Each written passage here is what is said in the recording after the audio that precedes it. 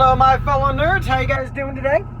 So, where the hell? Where? I'm in St. Louis. I'm on the Missouri side. It took me a second to remember that. But yeah. So, let's see. Let me think here. So, yeah, I know I haven't been doing a really good job of making videos lately, but I've been doing a lot of night driving. So, you know, a lot of driving at night, sleeping during the day. So my bad. I probably should make more videos, even despite the, you know, timing and whatnot. But I'll do what I can. So I'm currently listening to an audio series while I drive. I'm listening to the House of Comarre series by Kristen Painter. And when I'm not driving, I'm reading the Minotaur Wars by Richard A. Knaak, K-N-A-A-K.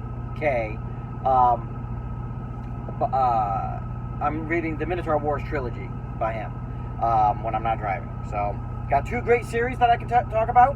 I think today we're going to talk about the House of Comarre series, because I'm on book 3. Or am I on book 4? Give me 1 second. I gotta think. No, I think I'm on. No, I may be on book 4.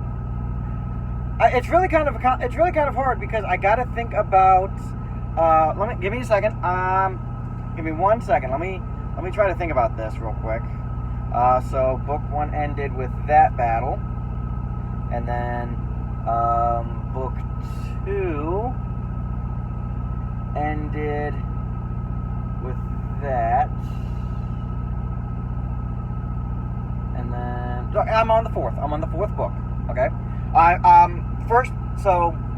we're going to talk about the first book now. It's called Blood Rights. Okay, and let's see. So this is one of those series where you follow different characters. So let's see. You meet Mal, who, so kind of a bit about this world. There's vampires, there's shapeshifters who they call Varkale, and there's also witches, and there's fae, demons. So there's a whole bunch of different things, and I'll probably talk about this when I talk about what I like about I'll probably talk about this more when I do about what I like and don't like about the series. But it's really interesting because I think this is a very unique series on how it deals with these things.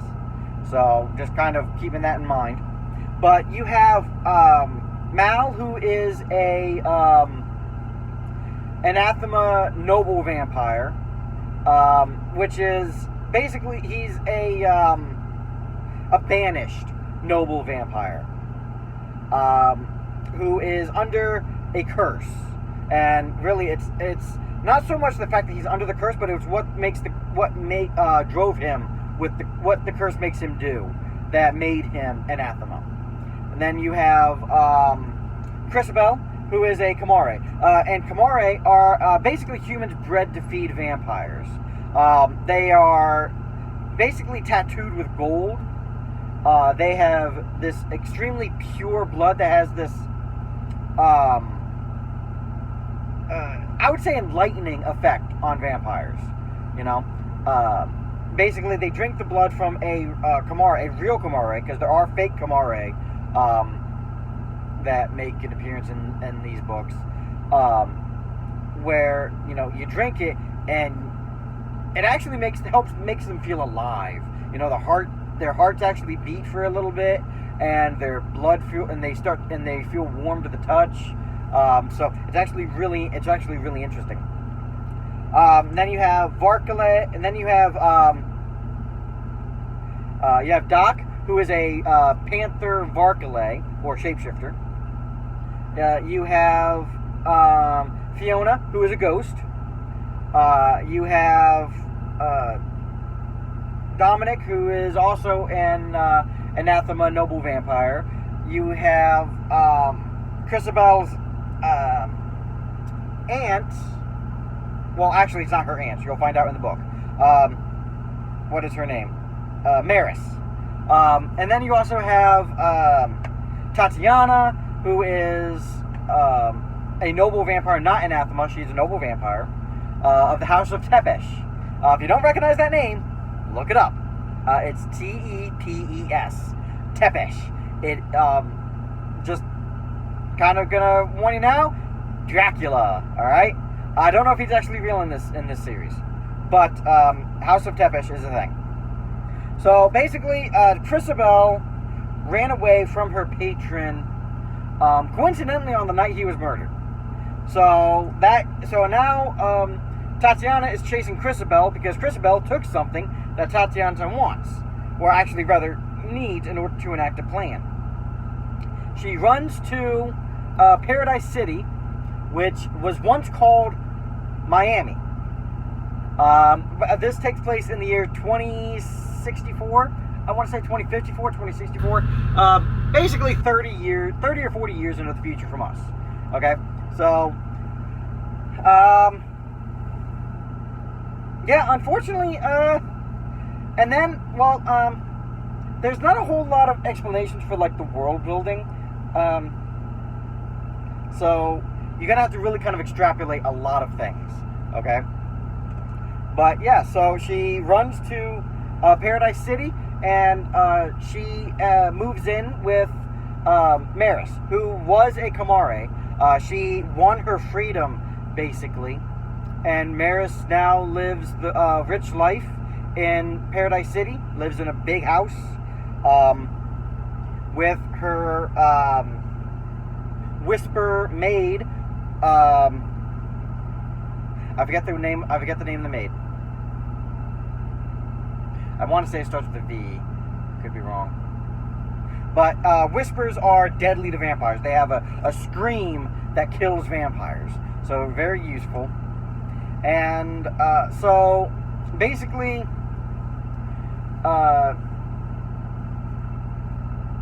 Chrisabel is basically just trying to run. Trying to set up a new life for herself. And through sheer luck or fate, you might want to call it, she ends up meeting Mal, and basically what ends up transpiring is kind of an accident where Mal basically gets Chrisabel's blood rights. In other words, Chrisabel is now his Comarre, and only Mal can drink from her, and really only Mal can drink from her without permission. Or can only drink from her, period. I don't know. It's really kind of bizarre with some of these rules. So, and basically, yeah. That's really kind of the only thing I can really say without going into spoilers. Well, I suppose I can go into a little bit more. Maris is then kidnapped. And Maris's old lover, Dominic, who, like I said, is a vampire, they, Mal, Doc, Fee, they all travel to the homeland of the vampires in Corvinestri, Romania. So, it basically kind of turns into a rescue book. And then Tatiana has plans that she's trying to enact. Like I said, it's really hard for me to talk about these things. I'm not really good at this. I'm not really good trying to sum up and make it interesting. But it really is a great series, especially if you like vampires. If you like romance, there's a lot of romance going on. The world is just very interesting, and there's a lot of interesting characters, a lot of interesting aspects of this book that I think are just done really well. And I know I don't really do a good job of talking about these books. I'm really sorry about that. I wish I was better at this. But I just make these videos for fun. So hopefully I just influence one person to read these series, because they are worth reading and they're really good. So let's see. Trying to think if there's any other like factoids you guys really need to know.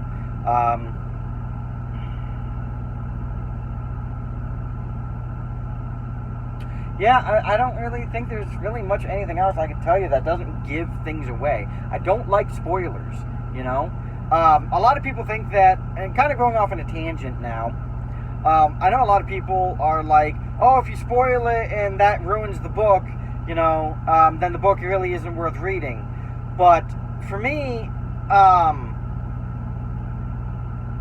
you know, a kind of a great example. I don't know who gave this example, but basically, if you have people in a room and then a bomb goes off, oh my God, you're shocked, you know. But if you know, put people in a room and you tell them a bomb is about to go off in 10 minutes, you know, that builds anticipation. And a lot of people, you know, say that, you know, that's kind of a good thing with suspense. And even if you put in spoilers, you know, you're building suspense. But that being said, if you tell people that there's going to be suspense, in a way that also kind of, it kind of ruins the beginning of the suspense, you know. So that's a big reason why I don't like spoilers, you know, because even if, you know, you spoil something, you can still enjoy what was spoiled, but you're going to ruin the beginning of the suspense, you know. And now people are going to kind of expect the suspense, and even if they don't know the outcome of if people disarm the bomb or not, they're going to expect the bomb. They're still going to expect the suspense. So it really is kind of so yeah, I don't really like spoilers. That's kind of why, you know, it just ruins the end. It ruins the plot. It just ruins at least something, and I don't like ruining anything, you know. So anyway, I think that's it for now. So yeah, Blood Rights, book 1 of House of Comarre. I think you guys will enjoy it, and give it a try. You guys know what to do, and I will see you guys later.